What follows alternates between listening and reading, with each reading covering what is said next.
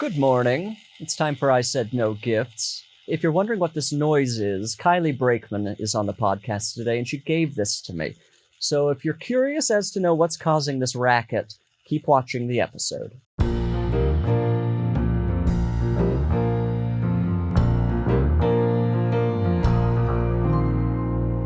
Welcome to I Said No Gifts. I'm Bridger Winegar.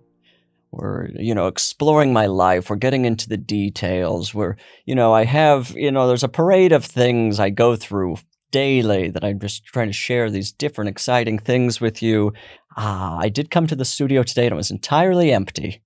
It started to feel like, why am I not getting the level of attention I need is really what I was thinking. So, whatever. I ate my cheese. It's starting to feel a little weird. I spit part of it in the garbage can. And what else? I've got my drink here.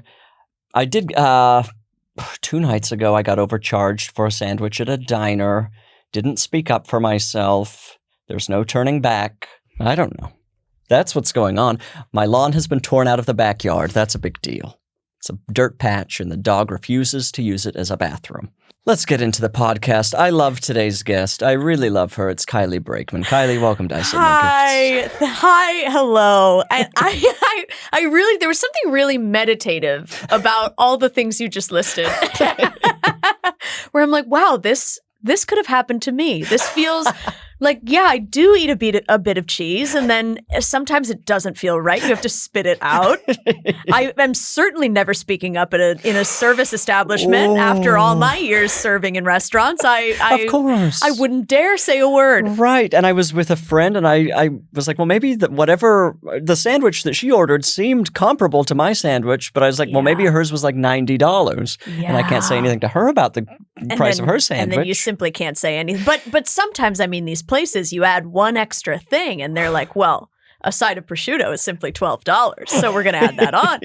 I don't know what your friend was ordering. It was the lobster tail. It was the lobster tail. I ordered a Reuben and a Diet Coke. And now, look, Reubens can get expensive. They can, of course. They're strangely expensive I'm sometimes. getting acclimated to the median sandwich price becoming $25. I'm not excited when it's happening, but I'm acclimated.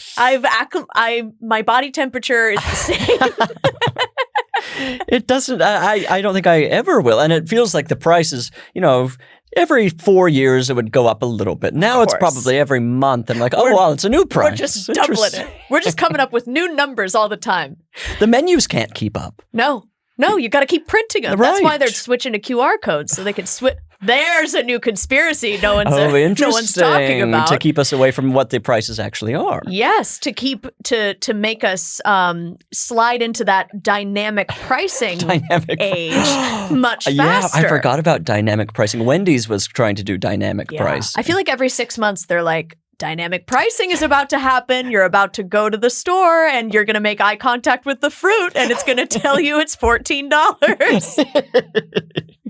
And it hasn't happened yet, but I'm ready. Everything will be like the gas station. Yeah. They're going to have those big things where they have to take the numbers down on the sign daily. Keep sliding them in and sliding them out. That actually that's not the worst idea for every business to essentially have a gas station sign where they have to have the employee go take the numbers down every day and let us know what the prices are now for things. Yeah, it at least creates a barrier of entry to changing the price. You have to get somebody physically out there to fiddle with the numbers. I was just reading about there's a gas station in downtown LA that is charging like $8.50 a gallon for gas. And they're kind of loving it. They're like, this is us. This is our moment in the sun. And what with things being the way they are now we can go crazy. I think that they're kind of doing it almost to be like a news item because, like places outside of LA will be like, prices of gas in LA are $8 a gallon. And so they look at this one gas station. These people are loving the spotlight. They are going to go absolutely gangbusters on Ant Facebook. Ant Facebook, exactly. It's Ant Facebook bait. It is. Totally. Like, did you see the prices in LA are $8. You have to be careful over there. I was thinking, well, I don't have a gas car anymore, but I thought, wouldn't that be a fun novelty to go get a gallon of gas for $8? That would be an interesting little experience. It's kind of fun. It's like paying for a water bottle at Disneyland. Exactly. It's like, oh, well, this is just a fun treat. That felt bad. That felt bad in a novel way. Maybe I could go down and just kind of spray a gallon across the parking lot or something. Yeah. It's my $8. I can do what I want. Any way you want. Oh, right. I've never held one of those gas cans in my hand before. That would be a novelty that's interesting. Right. When you have one of those in your hand, something's usually gone pretty wrong. That's true. It's like I've just hiked back from the highway where the car broke down. Yeah, you're not taking it as a souvenir or like a fun little... No, but I guess you could just does gas expire? Leave some in the fridge? I don't know. Put some in the yard for later. Or a little treat for later or something. No, I truly haven't pumped gas in such a long time. I wonder if I would be able to do it at this point. I think I would be panicking. What would you do when you got to the pump? Do you think you'd... I think I would be able to handle it. Yeah. I think how long have you been off gas? I think 45 years. Okay. 5 years I've been caring about what's going on and nobody else does. Right. I've been doing my part. I don't enjoy caring, and that's the reason why I'm hooked on the stuff, that gasoline. You're absolutely addicted. Just love the smell.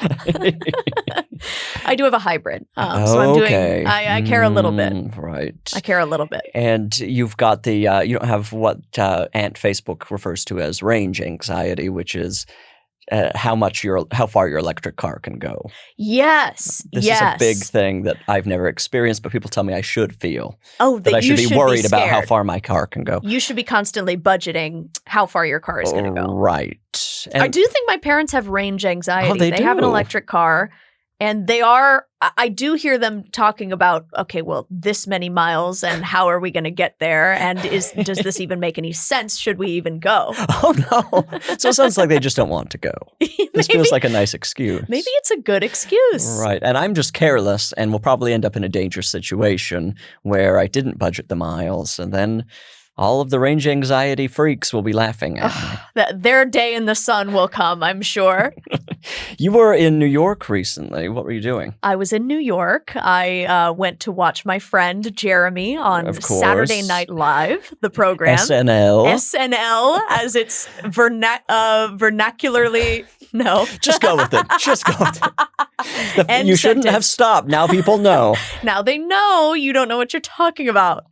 No, I got to go see SNL, and then we got to walk around. It's so cold there. It's freezing cold. I'm the first person to say this. It's rather cold. Thank you for exposing. It's rather cold there, and then to come back here, we're in the middle of a heat wave in Los Angeles. 95 degrees. It's 95 degrees. That's why I'm doing something I've never done before in my life. I'm podcasting in a dress. This is your first time. This is my first time podcasting in a dress. Congrats. Because all I could think about was the heat. But normally I'm like, no. Let's show respect to the podcasting form. We have to wear pants. But I thought it's just so hot outside. I might as well. Right. I've podcasted in a dress before. Well, a tunic. You've podcasted in a tunic? Multiple times. Wow. Legs bare. And did you feel any hesitation about the cameras and the knees? This is the only thing that I'm feeling. The entire time. That took up probably 20% of my brain power. Of course. Just low-key worrying and wondering what are people seeing regarding my legs. Yeah. I'm putting a lot of mental stock in how I'm crossing them and which parts of the knees. I would say embrace the thrill. Yeah. It is quite thrilling.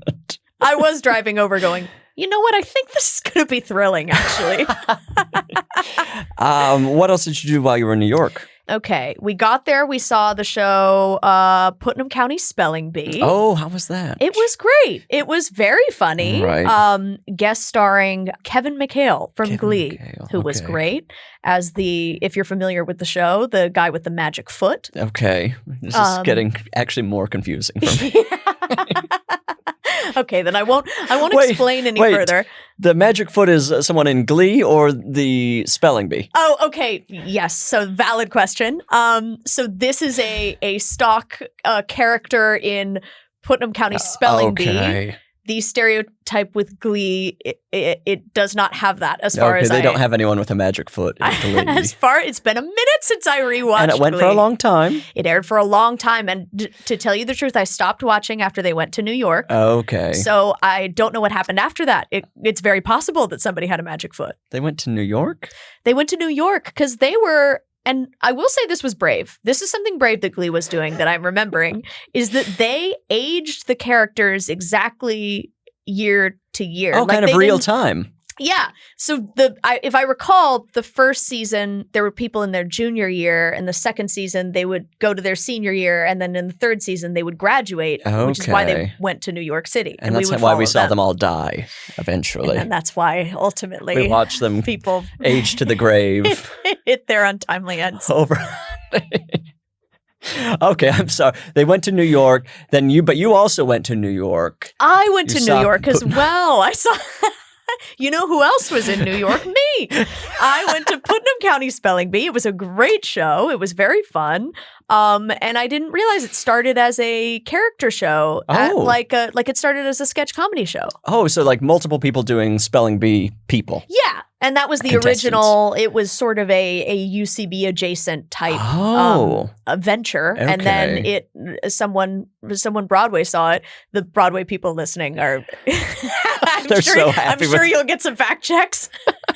But there was a Broadway man interested in putting songs to this, and here we are today. Wow! And you went with our friends Patrick and Angela. Yes, and Patrick, friends of the pod. Patrick McDonald's a very big musical theater person. Yes. I very much just defaulted to them for any theater. Right. I didn't want to jump in. I felt really nervous to send links in the group chat to potential shows we could see. Oh my God, you could really fall on your face in a massive way. I could egg on my face indeed, because it was just so like it's so high pressure to send it to a musical theater person. There's no chance. Yeah. I wouldn't even dare. I wouldn't dare. I wouldn't dare. And so I stayed quiet, and they That can also read as like you're not interested at all. I know, that's the thing. In my head, I was like, should I send a link to Death Becomes Her? Or is that going to be so beginner? What is that? What kind of, because I believe it's a very good show, well-regarded show. One. But I don't know what it indicates to any. I don't know. I just don't know the stereotypes of the musical theater community. Right. I don't know what the hot takes are. I don't know what the news is. I don't know what's going on. So You're not on Broadway World. I'm not on Broadway World. But I do encounter, I don't know if you're on this algorithm or if you're on a TikTok algorithm, but if we can get into mine in a moment, but let's hear about yours. Okay, currently. Great. Well, I do every once in a while get Broadway drama people. Okay. And they're always like sort of ordinary looking people, like who I don't think are in the industry. I think they're like adjacent and they love it and they're fans. Sure. And they're always walking down the street in New York in a rush. And they're like, I just heard this musical is closing. And are they on their way to it? This is what I don't know. Follow me into a closing musical. They really give off the energy of they have just come from somewhere important. They are on their way to somewhere important. I have just left a closed musical on my way into a new show.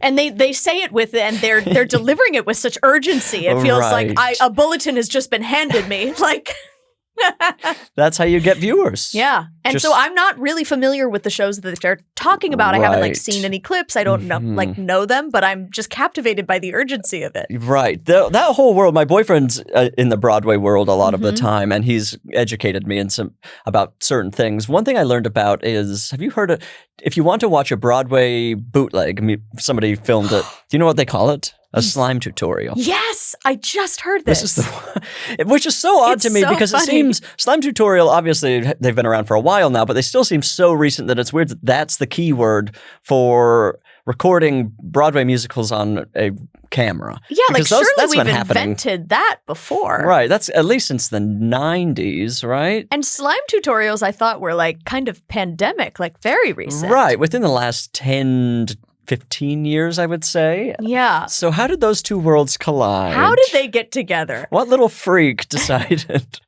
One little freak decided, I'm going to combine my two interests today, and I'm going to start a movement. It's very odd. There's a whole like kind of dark web of getting bootlegs for Broadway musicals. It's a very serious thing, but these people are very serious and they're rushing to closing shows. I'm sure. And is it accepted within the Broadway fan community to be looking at slime tutorials, or is it sort of frowned upon? I think that that's an.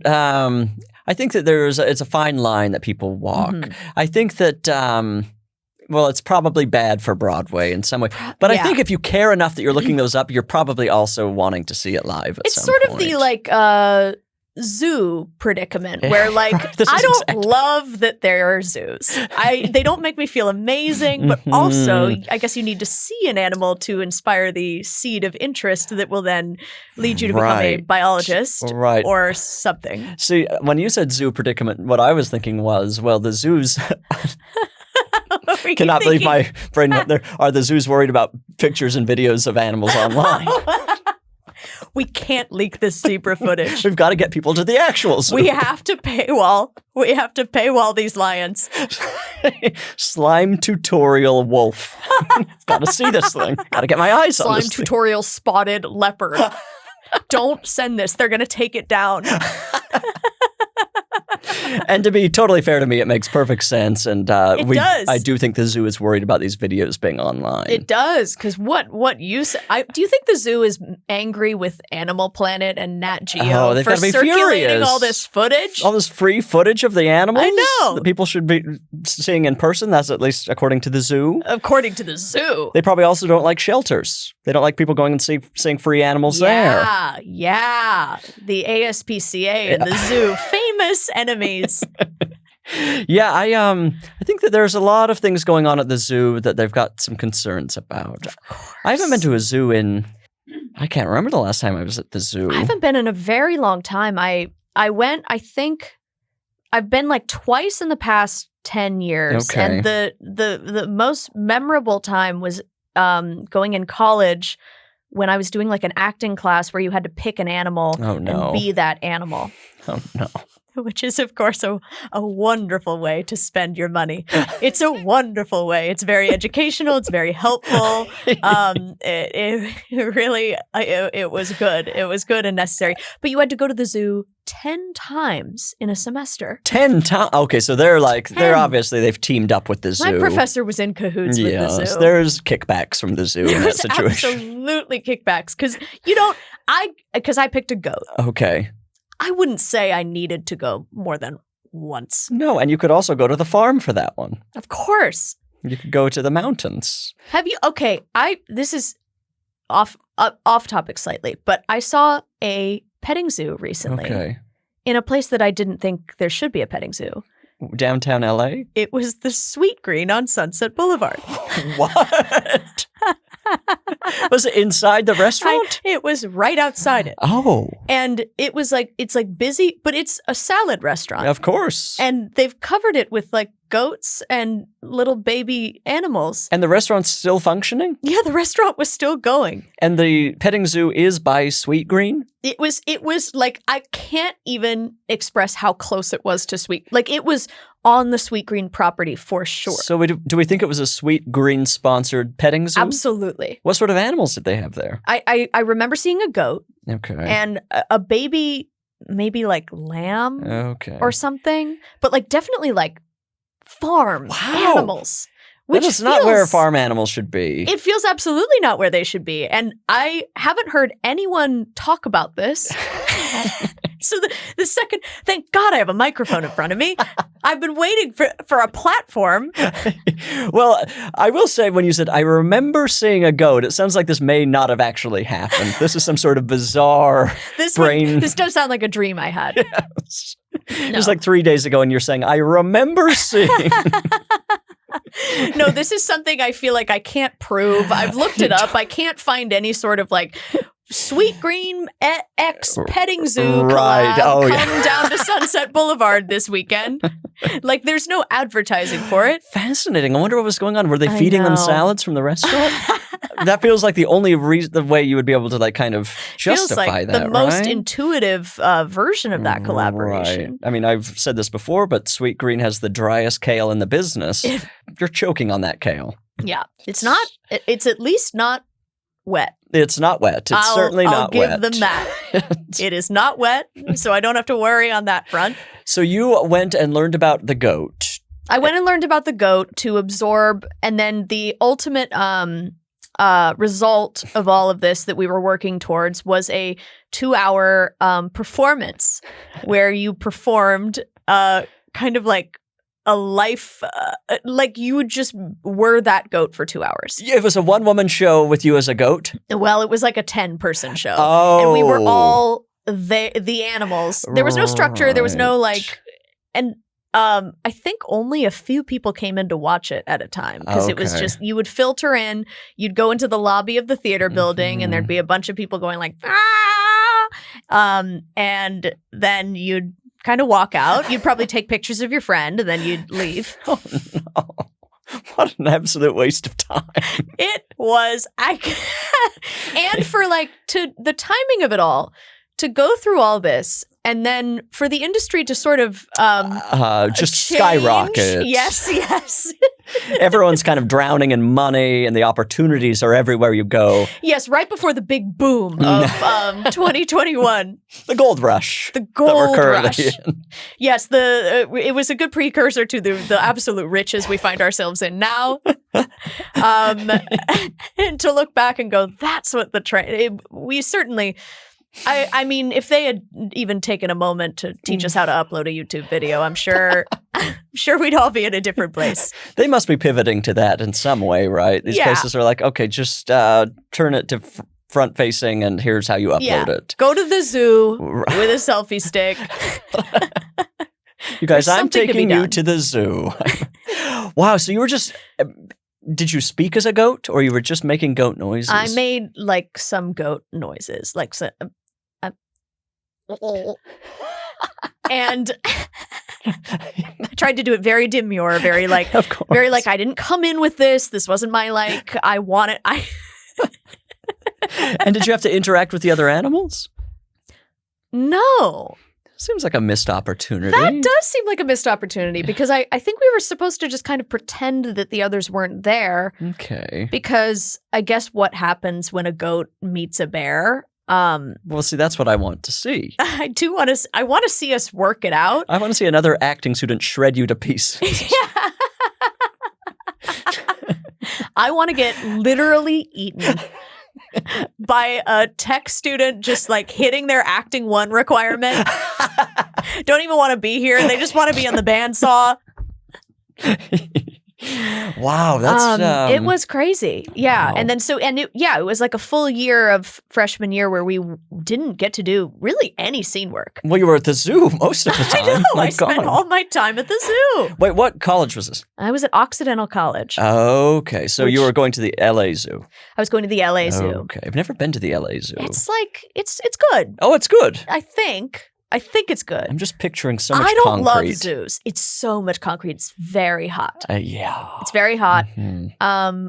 I don't go to a lot of zoos, so I can't tell because of my general discomfort with the whole vibe. But the zoo. What should we do about it? Should we do something? I think it's time to do something about this. I think we have to do something about the zoo. The zoo's complicated though, right? Because I feel like they kind of... A good zoo, I suppose, that's science-based is probably helping keep certain animals going. Yeah. Or, like endangered species. How else kind would of the pandas survive? They probably can't. Right. The pandas, they need a lot of help. They need a zoo. The zoo is basically a hotel. Yeah.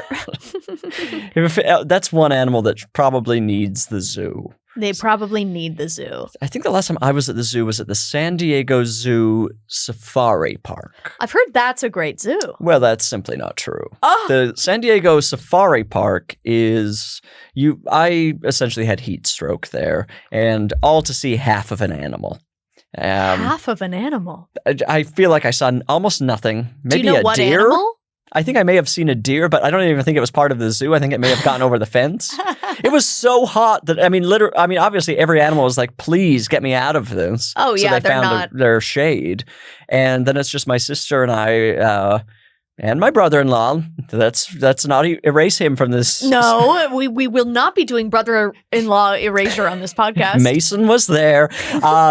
We wandered around. I was wet. My clothes were wet, and not from like a splash zone. They were wet from my body, and it was agony. But maybe It's that's awful. not the experience of the normal person going to this thing. But you're out in some weird valley in San Diego. It's not comfortable. It's really like concrete makes everything difficult. Right. It's so hot and warm. There's something about being really warm on concrete that makes me feel like a 6-year-old, and I can't I wonder what that is. I don't know what that is. It's I think maybe just a full loss of control, and there's nowhere to run, and you just feel like I'm a child and I need help. Yes, I'm a child. I need help. I smell sunscreen. I'm on my way home from Right. swimming lessons. Maybe it's just like those flash memories. Is it the recess element of it, being out for recess? What was your school's playground like? Okay, a lot of concrete. It was Southern California. Right. I do remember it being very hot. Yes. Okay, all right. I think we Okay, found we're it getting already. there. We're I think getting- we found it already. I think we found it already. I think this is Yeah. making sense. But yeah, it was like a big spread out. It was a very open campus. Everything was outside Okay. because we don't have winter, so Right. you just kind of run around.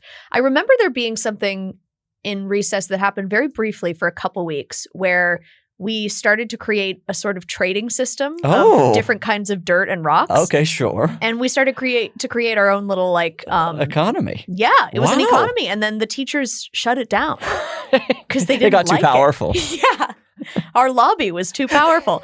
They just didn't enjoy, and we weren't doing anything wrong. That's very odd. Were they worried your hands were getting dirty? Maybe. That seems like a very healthy thing for kids to be doing. Yeah, creating a civilization and a Yes. sort of system of government Right. and value and currency. Yeah, that seems very. I wonder if there's a darker element to this that these I'm teachers sure.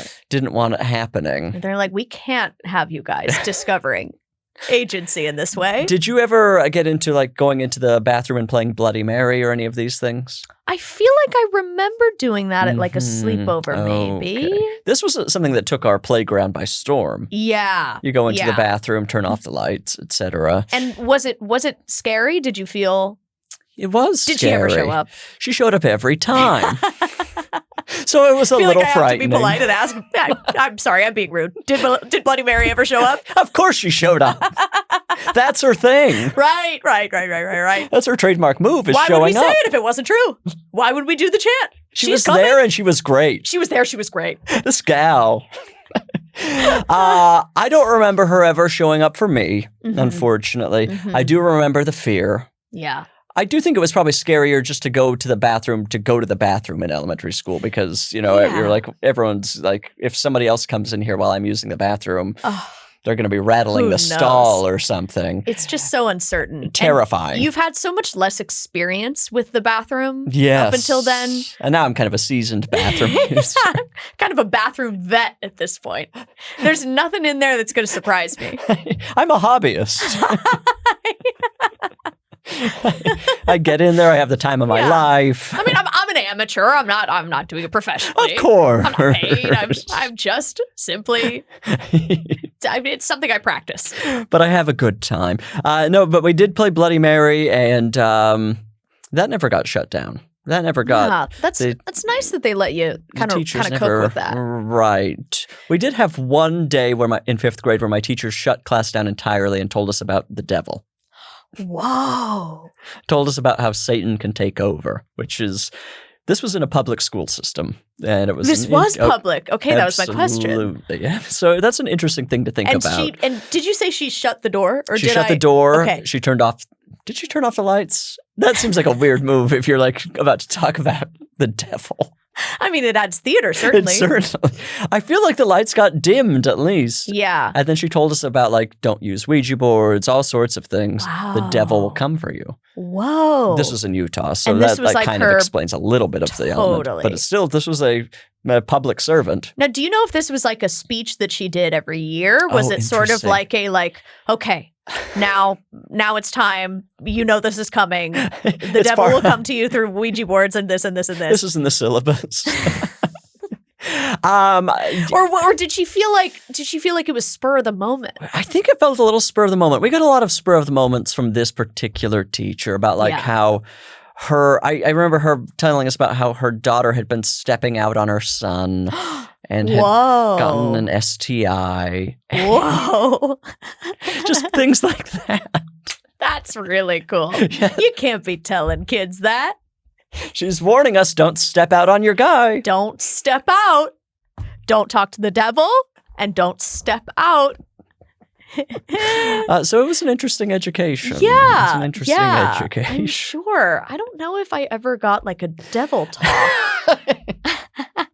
I think there were some parents who were upset about some plays at times. Okay. Do you remember what plays they were upset about? I think it was actually before it was in high school. It was before I got there, but it like did a brief stint on the national news. There's always a parent mad about the play. Yeah. Bat Boy? Bat Boy. Okay, and that I assume is based on the Weekly World News story about Bat Boy. Do you remember the Weekly World News, the black and white tabloid that was like Bat Boy or Hillary Clinton had an alien baby? Oh, yeah. I mean, something like that, I'm Yes. sure. I'm not familiar with the actual It was an excellent play piece itself. of the play, right? But Bat Boy. it had something to do with, I think, what the parents were worried about bestiality or something. Oh, interesting. And so they got the theater shut down, which we love to shut down theater. Of course, we're doing it all the time. It's really good. It's really good. Well, look, I think I've been trying to avoid this topic the entire time. Of course. There's something I do need to bring up, and I'm not comfortable. Kylie, I was looking forward to having you here today. Yeah, and so was I. You know I was. Of course. The podcast is called I Said No Gifts. So I kind of hit the roof when I saw you come into the studio holding an obvious gift for me. I mean, I've entered your space. You've entered my space. I would feel insane not bringing something. Okay, interesting. Well, I don't believe any of that. Should we open it here on the podcast? Sure. Okay. Would you like to? Okay, so this is Oh, interesting. I've wrapped it in sort of a Apple TV FYC bag for the Don't company. forget Severance when you vote this season. For your consideration. Consider this Severance. Great show. So yeah, this is kind of a it's like from the world of Yes. Severance. This is a Lumen bag. Yeah. So this is somebody's, I guess, an Audi or an innie could use. Yeah. In the world of the show. Let's not forget. Yeah, I wonder if the Audis use the merch of the innie's job. Interesting. That's what they should That's explore in the interesting. next season. I hope they get into that in season 3.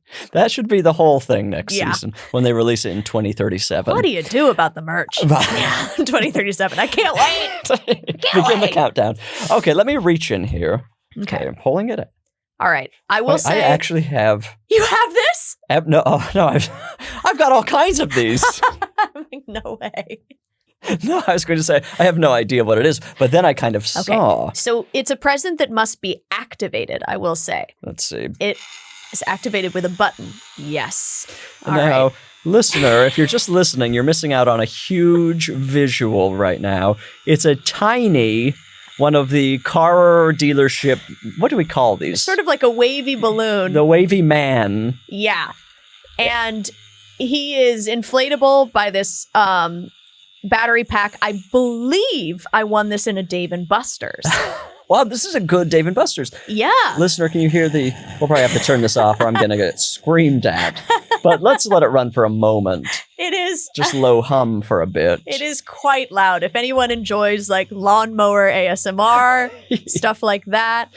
Oh, well, this podcast used to be almost entirely recorded in my backyard. So this is kind of a throwback to all of the things you would hear in my backyard. Oh, yeah. It's sort of outdoors. Right. So Okay, so you got this at a Dave & Buster's. We'll turn it off for a minute. Yeah. And the thing about this guy and what I hoped would happen when I finally found the battery required to activate this was that he would get some air in him and he'd stay up for a while. Sure. But he deflates as soon as you turn him off. Oh, yeah. He falls off. Look at that. And then it's just like, what is this thing? And then ultimately, what is it? This has to go in a drawer at that point. This can't just be out on your counter. And this was my problem. Unless it's on. But then how long does the battery last? And I've never run it all the way through. Well, this is interesting. It has a little warning on the back that says not all batteries are created equal. I've never noticed that. Why did they put that on here? And what does it say about is it Please refer to advertising? instruction. No, I guess it's it does say they have recommended brands. Oh. That's such a weird why do they care? Why did they maybe they're getting kickbacks? Oh, interesting. This is with Duracell. This is with Energizer. Yeah, this is a classic zoo kickback situation. But with Duracell. Yeah, this is I don't know if I have the right battery in there then. Oh, you put a new battery in. I had to buy a battery. And you had to unscrew it and everything. I had to do a lot. This is more than like replacing a battery on an iPhone. Yeah. This is probably more difficult.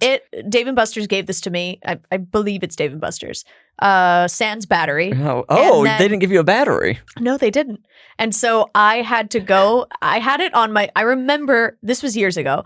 I had it on my list on my phone forever. Like in my house chores list. Right. Buy double D battery or whatever. Mm-hmm.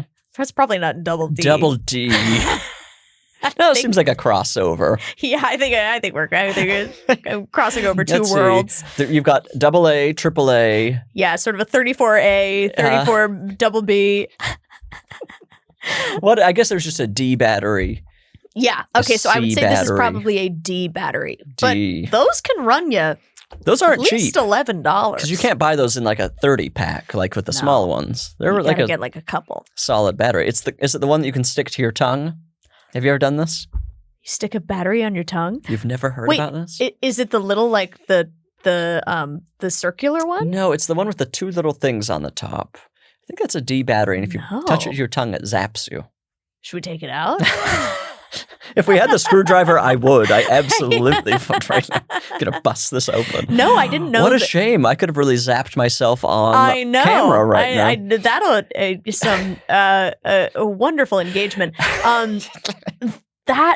This is something I would recommend trying at home. I might. I mean, with the other battery that I'm sure I have laying around from that pack. Get home and zap yourself. So does it matter which way you put it on, or because it's the sort of battery that only has one. I don't know what the battery components are. Yeah. The zapper element that will send the battery juice into the tool. Yeah. It's like the bottom of it. It's like a square like this, and then at the top are two little. And are these the plus signs? No, that's where I don't know. Yeah, okay. But they're the only part of it that would have electricity coming out of it. So once that touches to the tongue, you're getting zapped. Yeah. You're having the time of your life. It's a thrill. Your heart's racing. I'm dancing. You're dancing. I've never felt so alive. That feels like something that you could take to, that should be a new trend of like taking those to music festivals and zapping yourself right at the moment. Why put a tab of acid on your tongue? Exactly. You could lick a little bit of battery.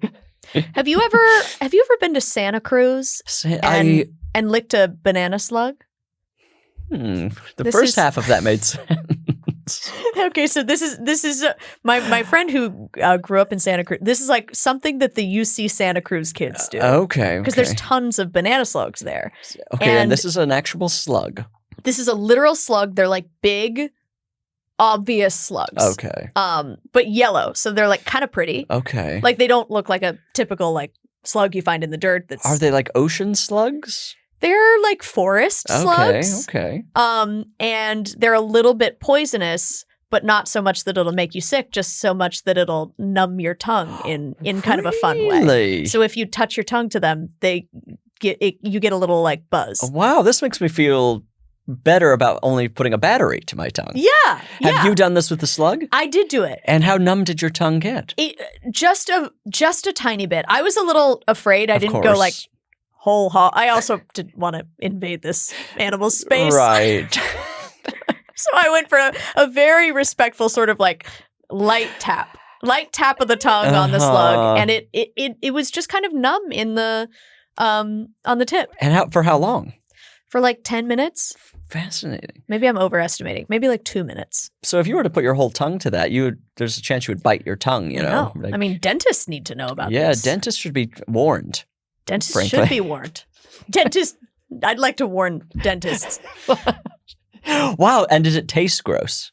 Yeah, I don't remember what it tasted like, but I don't think it was like good necessarily. Okay. But It's probably, I would guess, my guesses would be salty or like kind of funky. Funky for sure, probably. Okay.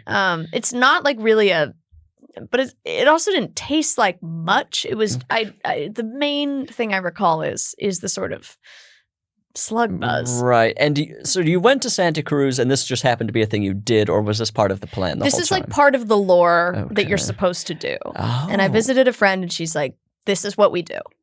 This is what we do here. So if you want to do it, you can. Wow. And so then did you have to go to the forest to get it? Or did you just happen to have one? You had to go through the forest. But they're just kind of everywhere in the forest. They're like very easy to find, weirdly. Interesting. It's a beautiful forest. It's like a gorgeous place. Do they have place. like mushrooms growing and you're foraging for things? I think it's a big mushroom town too. See, this is something I would actually like to do. I've never lived in an environment where, well, maybe New York, you could probably forage, but you'd have to go outside the city. Yeah. But LA, there's no forest that's going to have any real foraging happening, I don't think. No, where it's multiple. I mean, every once in a while I'll see like a big mushroom in a random sort of like dirty tree Ralph's stump parking type place. lot or something. Where you're like, something is awry here. Right. This shouldn't be here. Yeah, it doesn't look happy here. Exactly.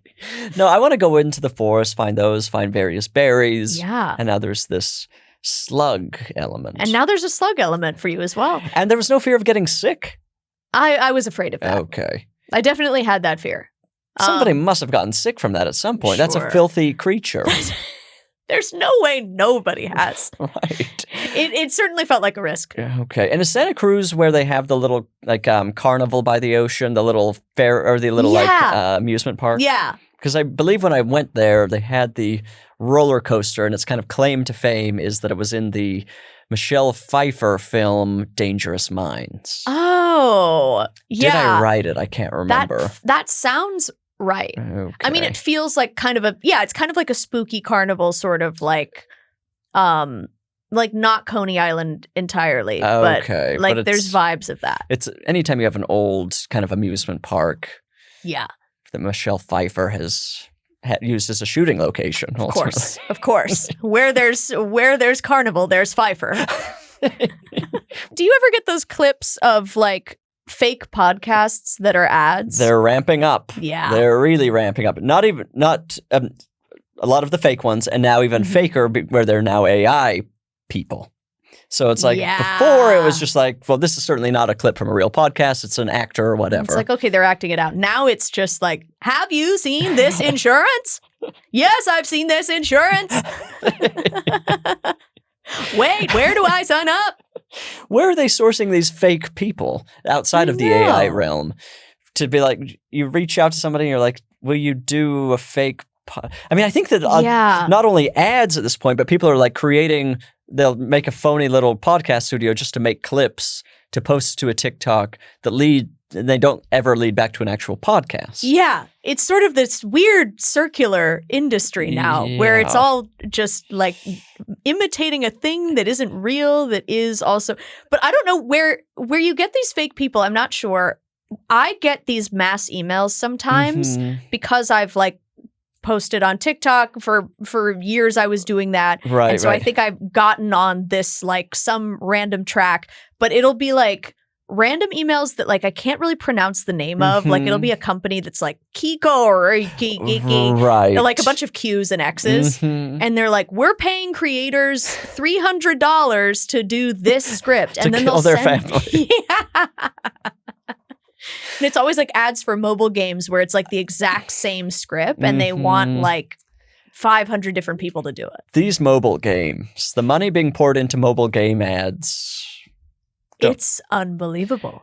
I've talked about Something this. is afoot. Something's extremely afoot because years ago I read that they had the Monopoly Go's ad budget was $500 million.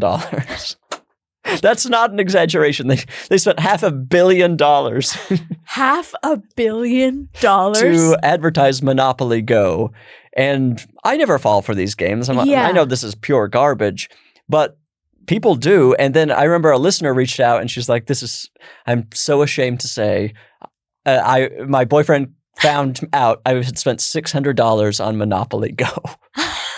So they're hooking people. What are you spending the money on? Is it just, well, I guess I guess it's a money game. So that actually is pretty intuitive. Tracks. Yeah, it's like the money, it's almost like an exchange rate.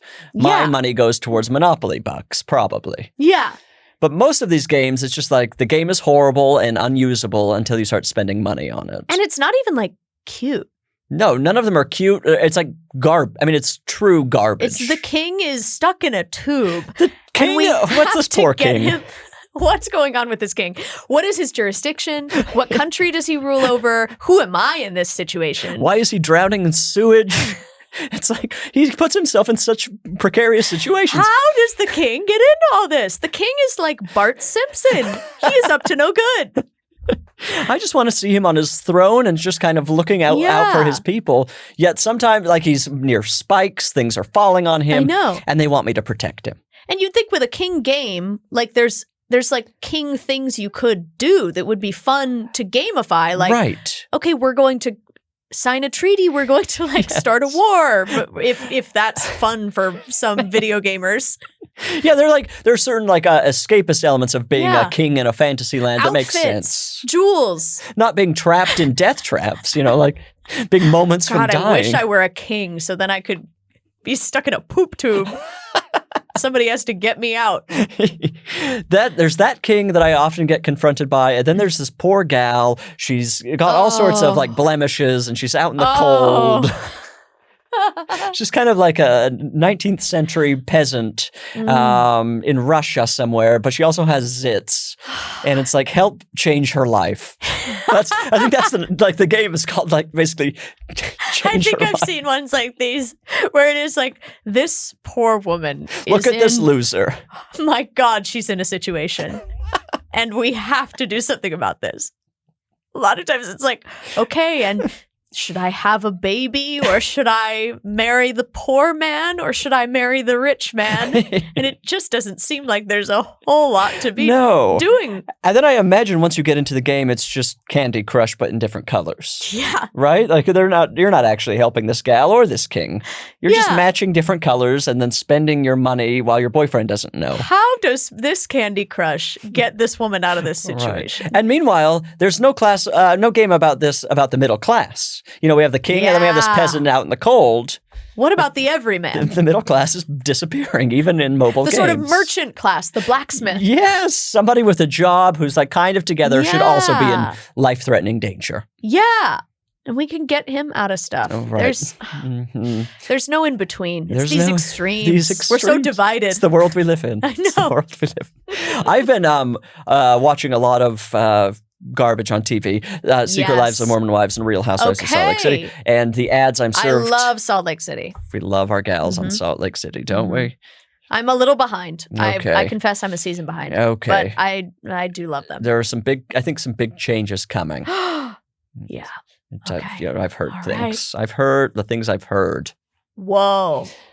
Okay. Anyway. I'm on the edge of my seat. I'm forced to watch this ad for this new thing called Mist Play. Have you heard of Mist Play? That sounds so familiar, but I couldn't tell you what it is. This is the newest obvious game scam, but they're trying to tell people it's a job. They say you play the game to make money, and it's just it's literally like the ad is this woman who's failing at every other area of her life. She's trying to make money. She finally settles on playing a mobile game to make money. What are they doing to these people? What dark end is happening with this game? Yeah, we've never, ever taken the advertising angle of these are jobs. Yeah. Candy Crush is job. But I have heard these AI women being like, I used to have, I was a peasant in the cold covered in zits. I was a Russian peasant covered in zits, and now I'm a millionaire. It's so crazy. I make $300 a week playing. Oh, it's solitaire. That's the one that I keep getting. I keep getting these women who are playing solitaire for money as a job. Gambling. It is gambling. I'm gambling as a job. That's what they all are, really. They're all essentially just gambling. Yeah. Almost every area of American and probably everyone's life at this point is gambling. It's all gambling. Do you like gambling? I hate gambling. I went to Vegas one time and I spent a total of, I gambled $80. Okay. And I was like, oh, yeah, I'll give myself like $100 to just like gamble away. And then like, it doesn't matter what happens to it. Right. But they never gave me an ounce of money back. Like You never made anything back. I never made anything back except for like $1 here and there. But I never, like, they never hooked me with any amount of money. Yeah, you want a little hook, so you're like, oh, it can work. Yeah. You need to know at least once that, like, there will be some coming back to you, so then you'll keep doing it. I need, like, a little bit of an incentive. I need, like, a 20 or something here and there. But they didn't give me any of that. And I was willing to start a gambling problem The casino industry failed you. The casino industry failed me that night. I felt othered and cast aside, unwanted. What games were you playing? I was playing a lot of slot machines. Okay, see, this is one, like, that's the only one that I can kind of figure out how to play, and apparently that's the worst one for gambling. Apparently it's not good for actually making money. Right. And then I played blackjack a couple times with, like, one of those, like, hot virtual blackjack dealers where she's like, hey, big player, you want to put down a card? And I was just mesmerized by her.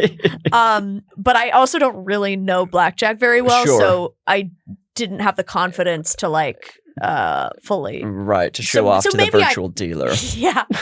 She made me so nervous. No, I think I just didn't know how to play, so I didn't make any money. But I thought that the slot machines would give me at least something. No, I recently was kind of had to gamble, and I did slot machine, and I was just like, I don't think I made a cent, and it wasn't even fun. It's just like, okay, there's no element of this that I'm enjoying. No, I like the free watery drinks though. That's kind of I didn't even get a free watery drink. Nobody brought you a free watery drink? No, this was at the Palm Springs Casino. I think it's a little low rent. Oh, yeah. It's kind of just one medium-sized room of sad people, and what I was shocked to learn was I barely knew how to use a slot machine, which feels like there's one step. But I got to it, I was like, oh my God, this is complicated. Yeah, like certainly I should be smart enough to use this thing. Because they don't really have the arm as much anymore. It's more the buttons and the touch screens. Yeah, and there's like the doubler and the multiplier and like the 1X, like weird. Yeah, like, all of those little things. I want to pull a lever. I don't need to read a book on how to use this thing. No. Let me pull it and then like 3 cherries line up and I'm headed to Maui. That's what I want. I need something tactile. Right, exactly. Because if it's just on a screen, this is what I don't really, I don't think I could get addicted to mobile sports betting because I'm like, I feel like I want the theater. I want to be at the racetracks. Right. Yeah, it all goes away. And then it is just literally taking your money and there's no other thing about it. Yeah. At least in a casino, somebody's breathing smoke down your throat. Yes. You're like, where does the exit start and end? How did I get here? I may be here forever. How long have I been here? I can't tell where I am. My family doesn't know where I am. I've lost service. No one has heard from me. I'm hungry. I'm drunk. There's like stuff going on. There's a bit of glamour to that. What casino were you at? I couldn't tell you. Oh, wow. I mean, I was in Vegas and they're all like, they all just kind of blend into each other. They do kind of really start hard to tell. Become a mush. But I liked the other parts of Vegas. It kind of feels like you're in like a weird sort of like European Disneyland. Everyone's open containering. And like it's like a strange playground. I saw the Blue Man Group and they were phenomenal.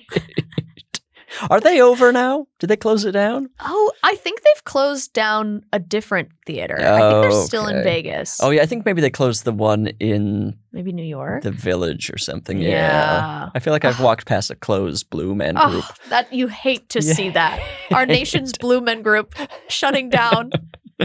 Wow, so you got to see the Blue Man Group and do anything else? I hung out in the flamingo pool for a while. Okay, very cool. Which was yucky. And I couldn't. It was where I wish I could like turn off my brain and know less things. But my friend's dad works in the pool industry. Okay. And he says highest levels of poop are in the Vegas pools of any pool in the state. I probably could have told you that. Not the state, the country. I don't need a pool PhD to tell you that those are just full of absolute garbage. I guess this is not a revelation. I mean, I'm sure like the poop is probably the least of your worries in one of those pools. Oh yeah, there's you probably more see going just on. blood in those pools. Filth. You really can't look down No, when you're in them. Just looking up You gotta directly be at the sun. Straight up at the sun, get heat stroke, 3 margaritas in. It really is. You don't feel well the entire time. That's kind of the Vegas experience. At least I can't speak for everyone. Of course. Some people love the Vegas experience. Of course. They love the glitz and glam and poop in pools and losing money and all Yeah. of those other things. For me, not a place I really need to return to. No, I think I experienced it, Right. and I'm so grateful for that time. I'm slowly starting to feel the pull of the sphere. Yeah. To experience whatever's going on in there once, probably. Yeah. And I'll probably hate it, Yeah. but I would like to see what's happening. I am also feeling the pull of the sphere. Right, before they close it down and then 'Cause I turn it know- into a mall or something. Yeah. I feel like the online narrative of the sphere is like, this is bad. We don't want to go to the sphere. But I keep seeing it. I think you get in Like, there and you're having a good time. I'm sure. You're having, have you seen the mini sphere here in Burbank? No. They have a sphere We in have a sphere? Burbank. It's not public. This is a private sphere. This is a private sphere. Who owns This is the the sphere? testing What- sphere. This is, I believe, the sphere This is the beta sphere. company. The beta sphere. Enter the beta sphere. Enter the beta sphere. Wow. That does feel like kind of that you want to graduate from that into the manosphere. It's probably Yeah, you start in the you beta don't want to sphere. be part of the beta sphere. That's a sad No, situation. You got to get out of there. So you could be a big man who eats protein all day. Yes. The more I say sphere, the more disoriented I become. Sphere. It's like it feels very future. Yeah. This feels like We're touching something that has not been touched we are before. in the 21st century right now. Like We're there is a 2 in front of all those numbers. Yes. Hard 2. We're not We're talking about a sphere. cubes or No. blocks or even pyramids. This is ancient history. This is Yeah. Industrial Revolution stuff. The sphere is the future. sphere. And there is a beta sphere. And I believe they go in there and they try out the things in there. Whoa. So it's like a Sphere NASA reach out. I guess it's kind of a NASA gravity. I guess Yeah, they one of do those the gravity sort of simulators, but for right. oh my gosh. Do you And- think so it's not open to the public? No, not open to the public. Can't buy tickets. Okay. I have to assume that they could give us a private tour. I'm sure. Sphere reach out. Sphere reach out. Sphere, if the AI for the sphere is scanning podcasts, I listen to the phrase, I want to go to the sphere. I want to try beta sphere I would like to try beta sphere. before graduating to alpha sphere. And that's the classic Vegas sphere. Yeah. I wonder, they're probably going to build a sphere elsewhere. I'm sure if I'm the sphere, I'm putting the sphere in Everywhere I can get every one. country I can find. Right. I'm putting spheres anywhere they'll let me. You're going to see the sphere next time you go to the Burbank airport or something. Keep your eye out for a sphere. And Right next to that'll that be the Guy sphere. Fieri restaurant and is it an Earth Cafe? Oof. Do you know what? I hate Earth Cafe. Wow. I've never had something good from there. Not in a million years. I've had a lot of wilted spinach and sunflower seeds and very bad tasting coffee. Mm-hmm. But it still kind of has maintained some sort of sceniness to it. There's like a value to the brand. Like they've got like a good name. Everyone, I think it's one of those things that everybody assumes is good. Right. Because it's URTH. But I've been going there since I was like, it was like a place you'd go. It's been around for a after while, school. right? Yeah. And it feels very entourage to me. Yeah. It feels like the guys would head down to Earth Cafe and yell Yeah. at a woman or something. You gotta be. It's a great spot to yell at women. Lots of women there. My entire assumption about what Entourage is guys driving around yelling at women. And if you'd said what restaurant are the Entourage guys going to, I don't know if I'd say Earth Cafe first. They probably make fun. Within that time period, they probably make fun of somebody going to the Earth Cafe. Oh, totally. A guy goes to the Earth Cafe and they say, what's going on with him? What's going on here? And then they call him a metrosexual. Lavender latte. Metrosexual. We need to get back to calling people metrosexuals. Yeah. What a time period that was. What a time period. And I remember using the word.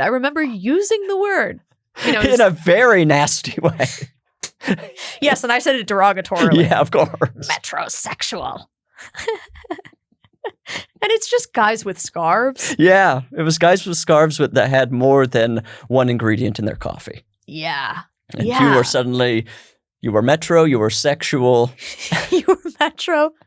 And boy, were you sexual. You were down at, I guess you would go to Forever 21, or what's the other one?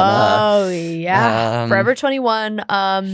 There's the other cheap. Not H&M. No, there's the one that's kind of like, it feels like this is where you would go for a cheap New Year's Eve outfit. Oh my God. Forever 21. Charlotte Russe? No, it's for boys and girls. Boys and girls Express? Express is what I'm looking for. That feels like you would go for a cheap New Year's Eve outfit, right? If I'm a metrosexual in 2010 and it's New Year's Eve, there's only one place I'm going. I've just finished painting my nails. Yeah. People are wondering, but the answer is I'm metro. I'm metro.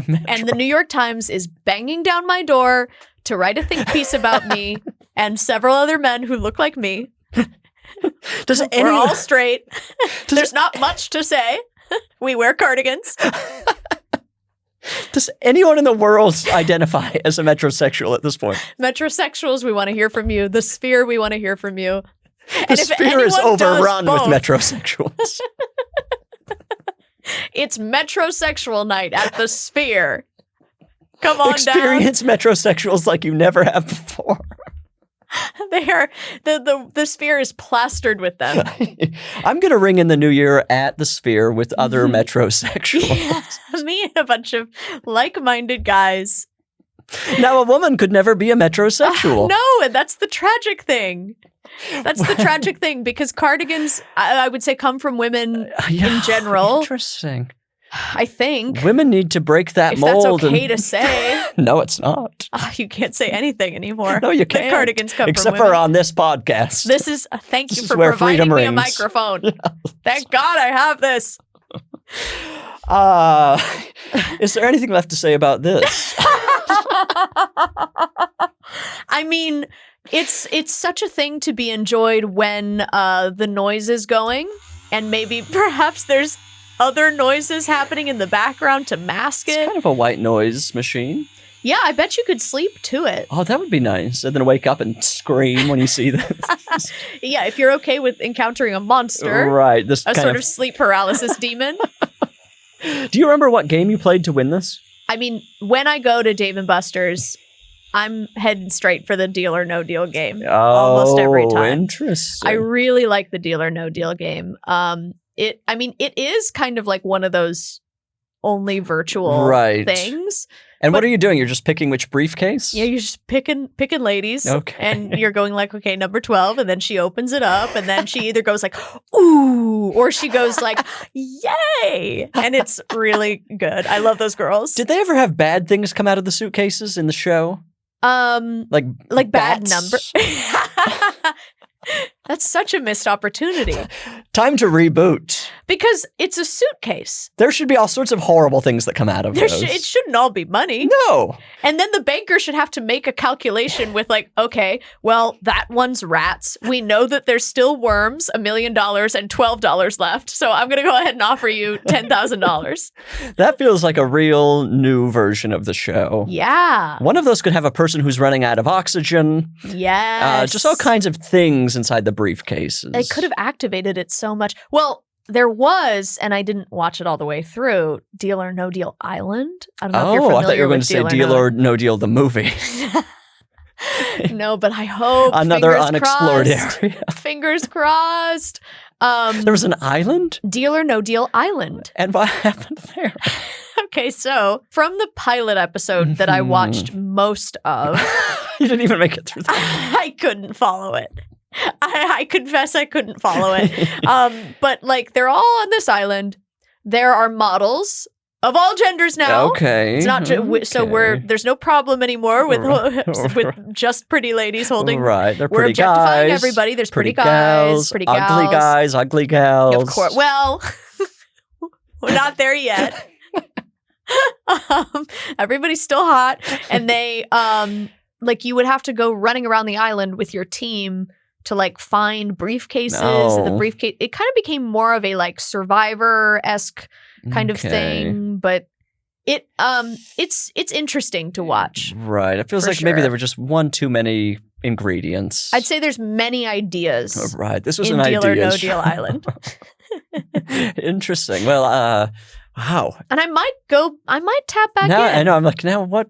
Where do I access that. Deal or No Deal Island? Because I just do you watch Survivor? Are you a Survivor on person? occasion. I've watched a decent chunk of it, especially during yeah. the pandemic. I watched a lot of it. Yeah. I just started. I had never been on it, but because it's 50, I'm like I'm swept up in the fervor, and so it's season 50 is happening. Season 50 is happening. It's like a big event. Our dearest congratulations. And forgive me, I've been rude.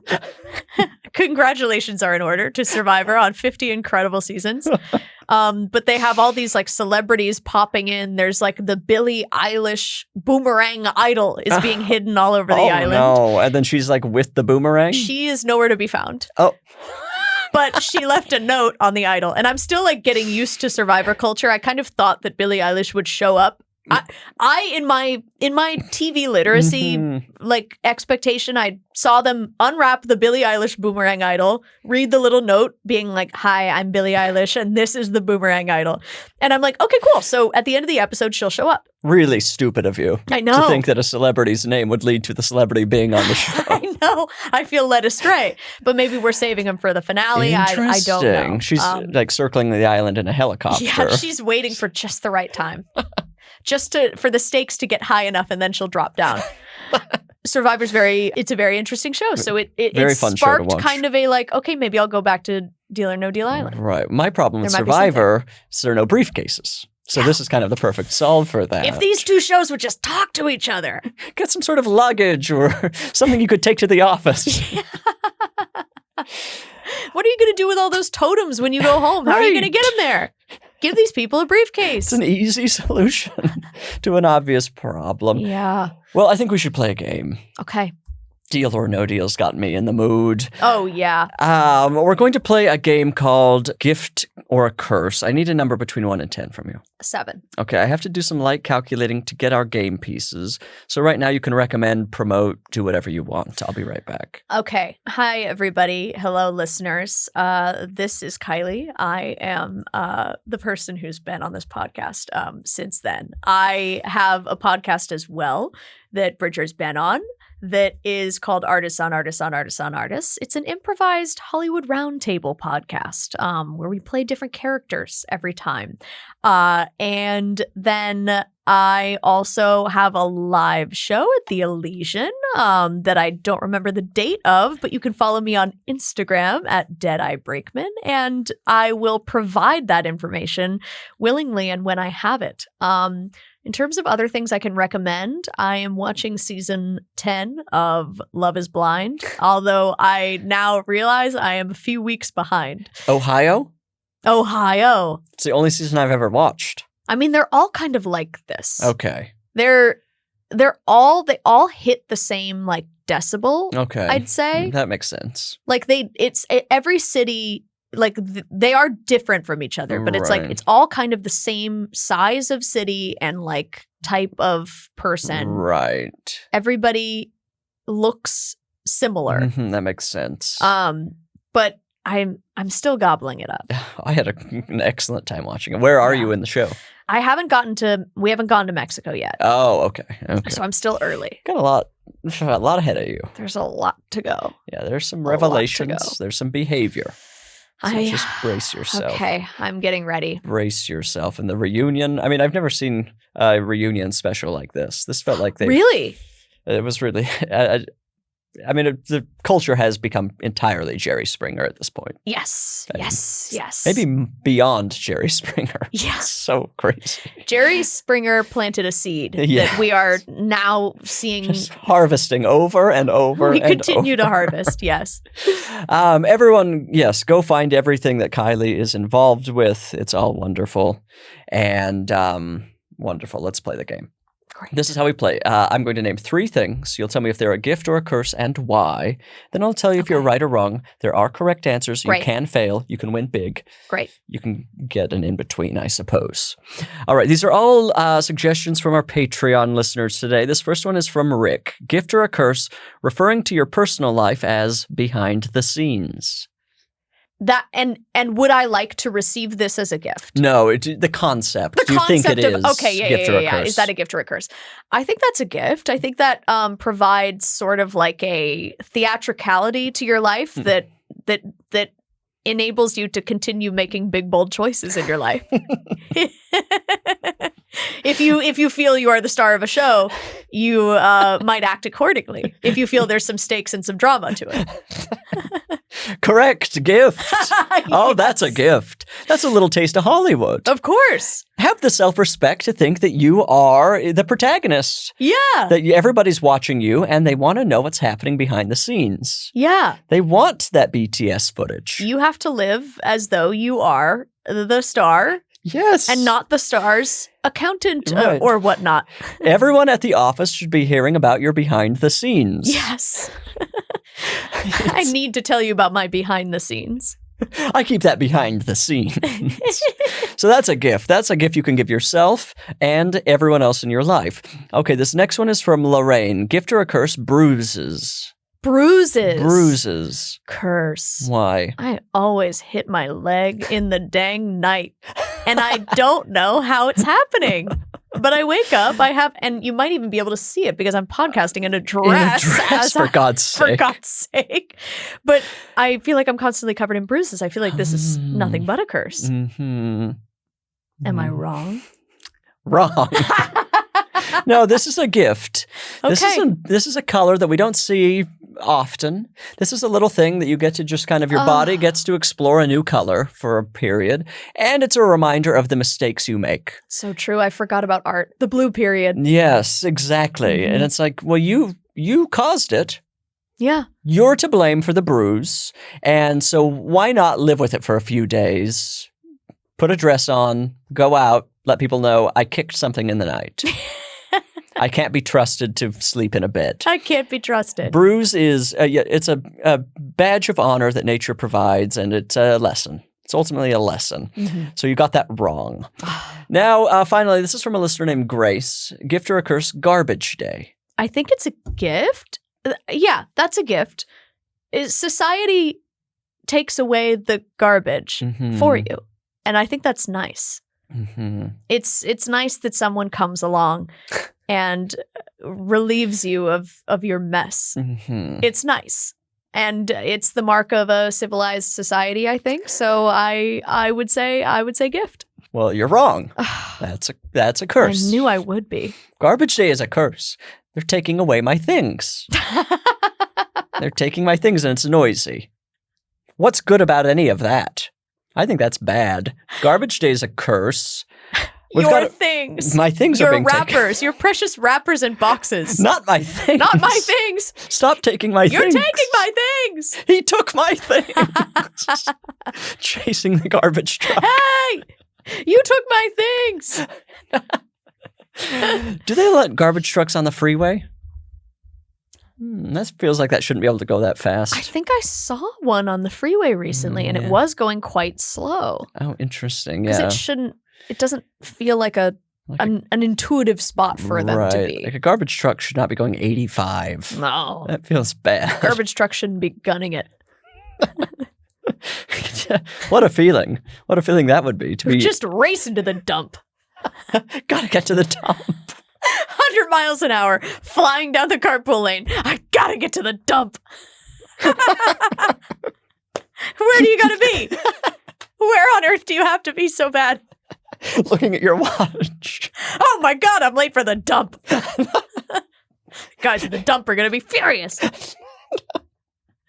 If I'm late to the dump one more time. They're not going to let me pick up any more trash. It's just rude. It's just rude. Yeah. You got to get to the dump on time. Well, you got 1 out of 3. I mean, hey, that's if this was a baseball stat, that'd be a batting average of 333. Is that good? Which is good. How does that work? How is that math Can you believe that that's good? 1 out of 3. That's actually an incredible batting average. Because it's usually like point. Yeah, you hit like 1 out of every 8.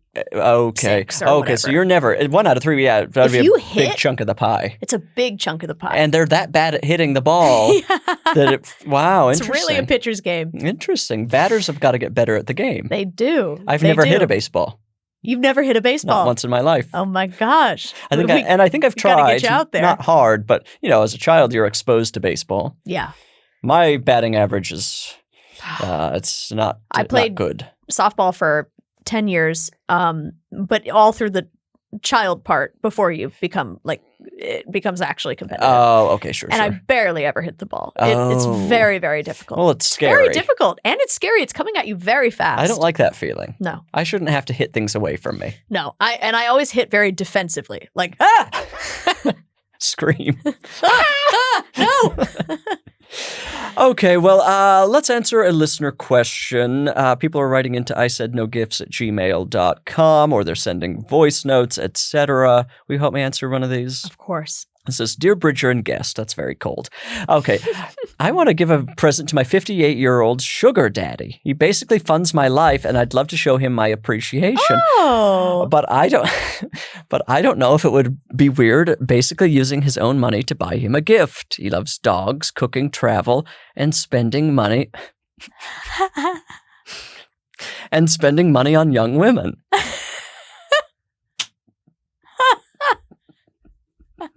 And that's from Sabrina. Sabrina, I'm sorry. My apologies. I'm trying to show this email the respect it deserves. Of course. This is serious. This is real. What does Sabrina get her sugar daddy? He's 58. Wow. What does he love again? He loves, I mean, I heard spending, other than the obvious, spending money on young women. He loves dogs, cooking, travel. Dogs, cooking, travel. Yes. Okay. Wow. This is sort of a, like, I cut off my hair to buy you jewels, but it's you got a comb the gift of the Magi. The gift of the Magi situation. This is a classic gift of the Magi. This is a classic gift of the Magi because the thing he wants most of all is to spend money on you. Right. But if she spends it all on him, he won't be able to spend it on her. Yeah. Yeah. There's math here. They're playing a dangerous game. This is a dangerous game. Ooh. Oh my gosh. I mean, okay.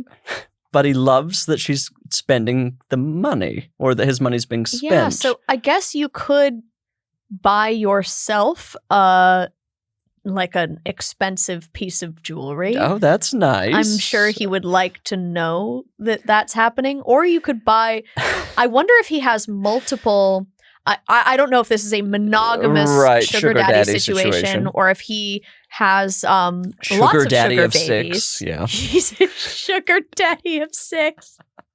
Sugar father. A sugar father. You know, he has to put food on the table. There's 6 beautiful women who all need a bag. I have 6 beautiful 22-year-olds who depend on me. Oh, my girls, my girls. My girls need me. Yeah, I'm like, would you get a okay, he loves spending money on young women, but it is his money. It is his money. This is a brain puzzle. Because I'm like, maybe she could give him some money to spend on another sugar baby, but I don't know if that's the point. Maybe this is a one-on-one sugar daddy relationship. Should be on the I can SAT. only assume that it is. Yeah. This is an SAT. This is a logic problem. It's his money. So maybe you have to give him something that money can't buy. Oh, see, but I think that's going to make him mad. Yeah, he's going to be so mad that his money didn't get... fucking craft. You make this. But then maybe he has a community of sugar daddies that he can like bring. Right. Okay, yeah, my sugar baby made me this friendship bracelet. She made me this mug. That might be kind of nice. Right. So maybe that's and maybe their relationship's getting boring. It's a little like, yeah, I know you're spending your money on me. You love doing it. I'm bringing in a free element. I got this. I made this with crap I found around the house. It's a picture of us. To show my appreciation, I made you a macaroni frame. Right. Of us. Right. At Nobu. I can only assume. Yeah. I mean, okay. If he is just giving, if it is, maybe I'll just show him something nice. Maybe you buy a trip. It depends on how much money he's giving you. Right. But if you buy a trip for the two of you to take on together. Right. Oh, well, that feels like something he should be doing. Right. That's what he loves. Okay, so maybe you can get him like a gift from the airport. Maybe something that would make him happy, which would be free for her, is to get really demanding. Even more demanding and screaming and wanting, even more than she already may be. Yeah. Because he wants to give. Give me more money, please. Right. Start making demands, threats. Maybe there aren't enough threats in the relationship. Yes. I'll leave. Give me money where I walk. I'll tell your wife. I'll tell your wife. I'll crash your car. I'll crash your car. I'll twist your watch up. I'll break glass in the pool. Yeah. Oh. That's a tough one. That's a tough one. That's a good threat. It's a big threat that you could do to a sugar daddy. That could be a big problem for him. Yes. Big problem. Huge. And it's going to cost him a lot. Yeah. Well, wait, is there a night? I assume the appeal of having a sugar baby is like, I'm stepping out on the town. Right. I'm 58. She's 22. Here we go. Look at me. Here I am. Yes. Sort of arriving. Sort of like this is his version of being a debutante. Totally. So maybe it's like a concert or something that he might enjoy that other men might be around so that he can go, look at me. Look at this. Can you believe this? What a gal. A trip to the Sphere. A trip to the Sphere. A trip to the Sphere. A trip to the Sphere for some for sugar Jimmy daddy daughter Buffett, night. Grateful Dead. Oh, that's perfect. Something yes. of that nature. 58, somewhere around there. Probably leaning fish at this point. Fish. Oh, yeah. Sugar daddies love fish. Sugar daddies. I assume. Take him to the Sphere, or if he's got the bucks and the access, take him to the Beta Sphere. Yeah. Yeah. A private evening at the Beta Sphere? What could be better? A private evening at the Beta Sphere with my sugar daddy and his 6 beautiful sugar babies. My sugar sisters, if you will.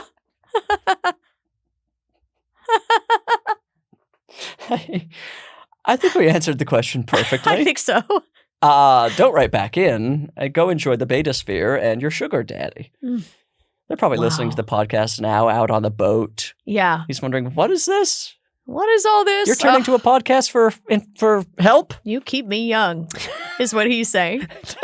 Gen Z. Oh, Gen Z. You kids. You kids today. Well, we answered the question perfectly. I now have my tool. This is a tool, yes. It's a tool for sleeping. It's a tool for whimsy. It's a tool to sell cars. Yes. You can sell tiny cars with it. You could create a whole little car dealership. Oh, how if anyone never gives you Hot Wheels, you can have like a full setup. This feels like a path towards something that's wrong with me. I've had such a wonderful time, Kylie. I've had a lovely time. I'm sorry for disobeying you. Thank you. That's kind of what I've been fishing for this entire time. Well, you got it. I got it. You got it. I get what I want. Listener, the podcast is over. We're leaving the noise on, but you're going to have to get your own white noise very soon because the audio will end and then you're going to freak out. So start preparing. I love you. Goodbye.